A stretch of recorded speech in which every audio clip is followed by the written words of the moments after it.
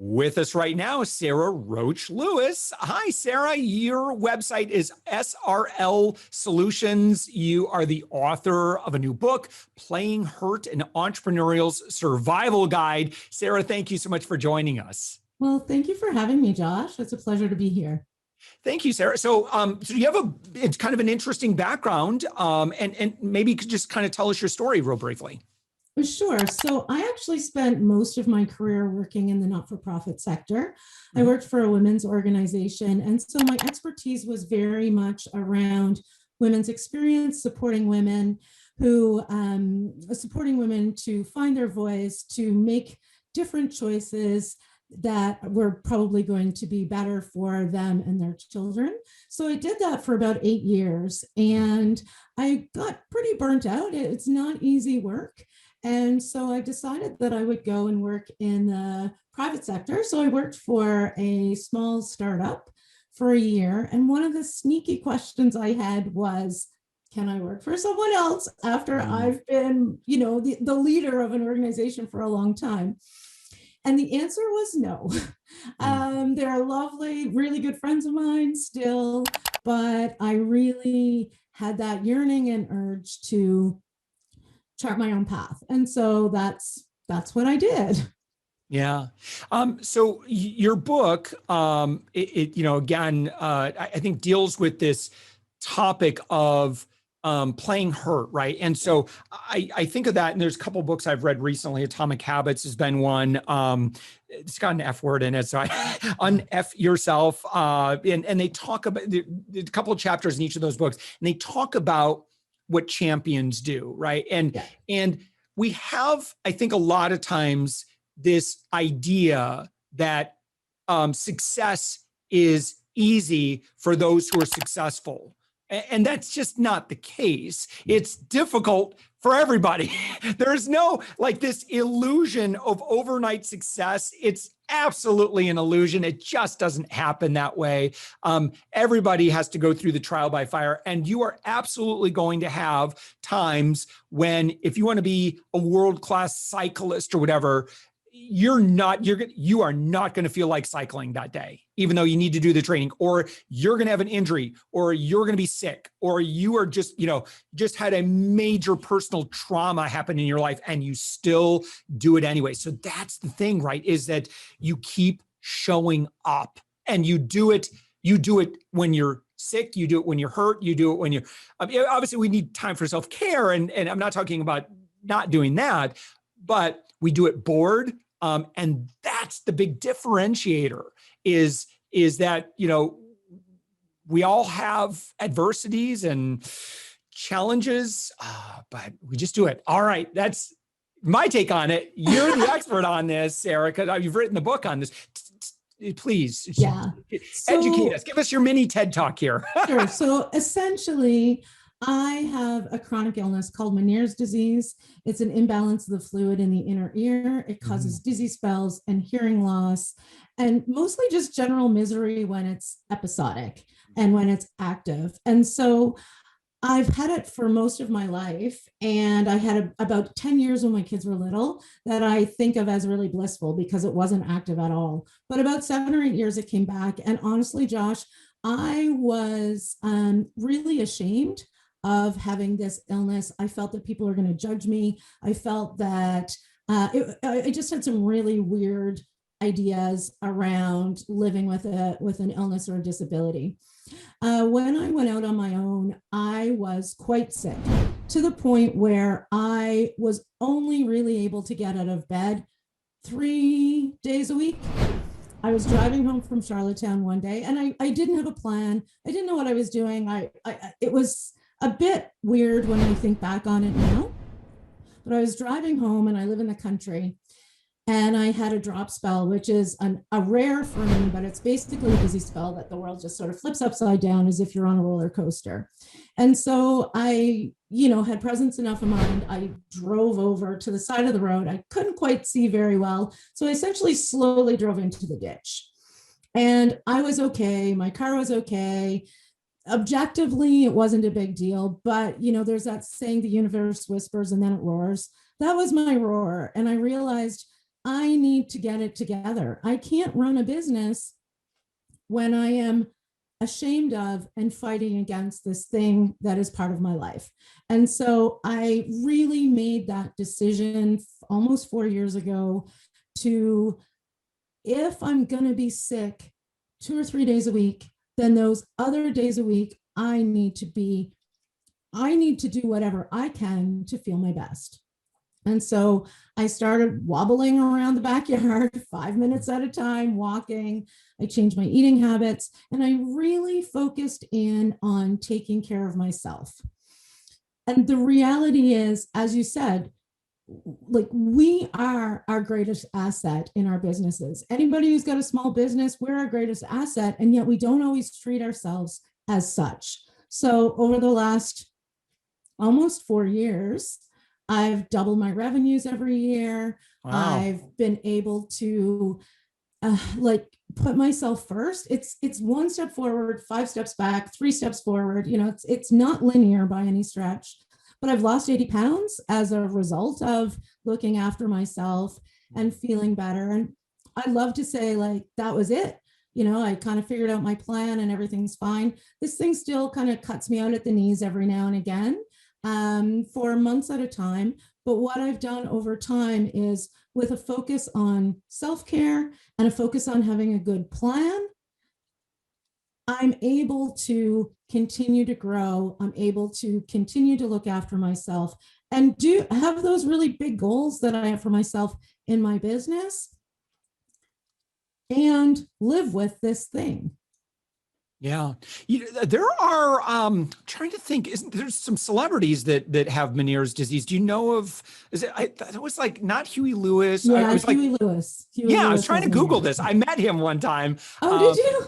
Yeah, in a green room. Super, super nice guy. Man, I tried so hard not to fanboy when I was just sitting in the green room. All of a sudden, Huey Lewis, he was doing a concert in the area. Amazing. And we were on TV, and I'm like, oh my gosh, that's Huey Lewis. Like, super, super nice guy. Got a picture. And so, it was like, I was just Googling this to try and think of any other, like Bryan Adams, or Ryan Adams, I think Les Paul, Vincent Van Gogh. It's not uncommon. So I think, obviously you wear the glasses, so that helps, right? The kind of, I was going to call them rose tinted glasses. They're not. No, the rose colored glasses are just for fun. I wear a hearing aid. Oh, okay. The rose colored glasses are really just, I used to work for a not-for-profit, and I felt like I just wanted to have all the opportunities in the world to see the best of the world. And it really does work. So they're really just for fun. Oh, okay. All right. Good deal. All right, great. So, so talk about your work today, like who you work with and how you help. Yeah. So I help ambitious women who want to grow their business. And right now, generally service-based businesses, right now, less than 2% of women-owned businesses hit 7 figures, hit more than $1 million in revenue a year. Equally as interesting is 86% of women-owned businesses, their revenues are less than $100,000 a year.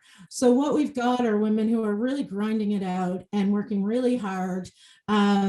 And, objectively, what is one of the hardest areas of business is when you're in those early stages and you just don't have the resources to be able to grow your business. So I work with women focusing on planning. So I believe that good self-care and a good plan is what you need to grow your business. And so I focus on helping women learn how to do that entrepreneurial planning.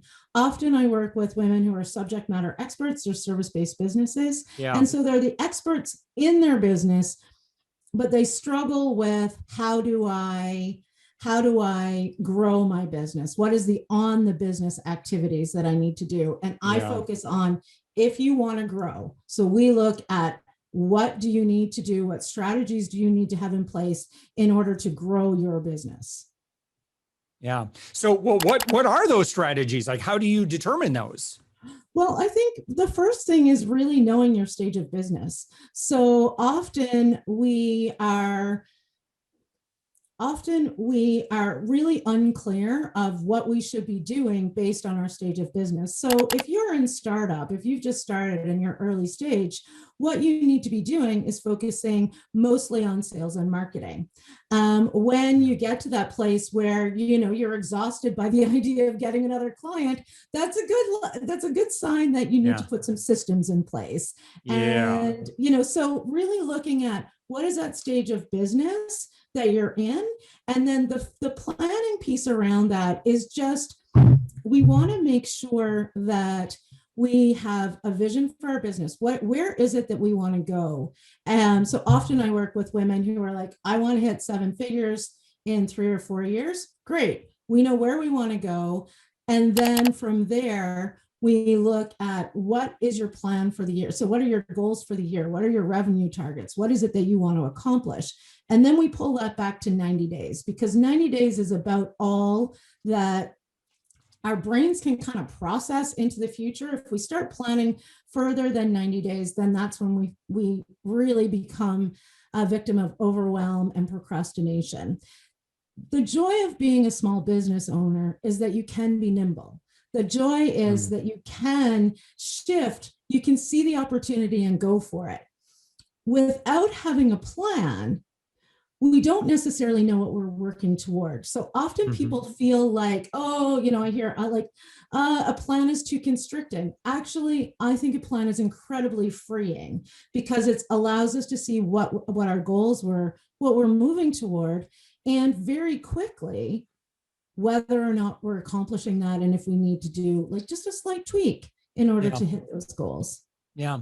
One thing I wanted to ask you about, because you use the term feminist, and I think there's a lot of people who don't really understand what that term means. I consider myself a feminist, and I'd love your definition of that, because again, I think of, especially for those that listened to too much talk radio back when, that's not what feminism is. Explain how you see feminism.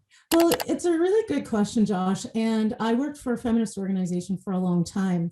And the organization that I worked for, I would call a big tent feminist organization. And so we were working the mission was to improve the status of women on Prince Edward Island, where I live.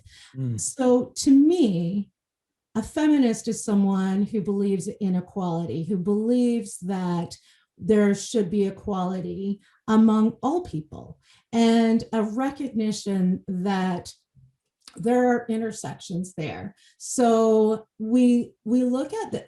There's also a little bit of a nuance between equality and equity. And so equality is equal. Equity is everybody gets what they need in order to be successful. And so when we look at, in a business context, I read this thing the other day in the US. So I'm in Canada. In Canada, it was 1964 when women were allowed to have their own bank account without having the approval of a man. In the US, it was 1974. It was a decade later. And so when we are looking at feminism and equality and equity, it is really wanting to blaze that trail. I want to see way more than 2% of women business owners hitting that 7% or that 7 figures. I also would say I would not consider myself successful if every 7-figure business owner looked just like me. And there's a recognition that, depending on if you're Black, if you're Indigenous, there are all kinds of other things that are factors in that. And so we just really want to be thinking about that and making space for all voices, all ideas, and all experiences. We're recording this in June as well, where we're, again, very conscious of those who want to celebrate love and want to love who they want to love. So great timing on this. Sara, so much more we could have talked about. And your website again is SRL Solutions. Go ahead, type that in just like that. It'll come up. And Sara, when someone goes to your website, what should they click on? What should they do? Well, I have a great ebook there that you can check out, and it's how to survive a pandemic in business and keep your cool at the same time. There's some really great strategies there that focus on business, life, and self. Yeah. All right. Sara Roach Lewis, your website, SRL Solutions. Sara, thank you so much for joining us. It's been a pleasure, Josh. Thanks for having me.